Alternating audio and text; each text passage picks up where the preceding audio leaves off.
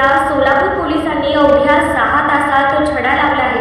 लष्कर परिसरातील पिंडारी मस्जिदच्या पाठीमागे मुरगी नाला येथील अयूब हुसेन सय्यद याचा सोन्याच्या लालसेपोटी अमानुष खून करण्यात आला होता। मैत्रीचा बनाव करत आरोपीने घरात प्रवेश करून थंड डोक्याने खून केला आणि सोन्याचे दागिने, रोख रक्कम, मोबाईल व दुचाकी घेऊन फरार झाले। सीसीटीव्ही फुटेज, मोबाईल लोकेशन व तांत्रिक तपासाच्या आधारे आरोपी लातूरकडे पळाल्याचे निष्पन्न झाले।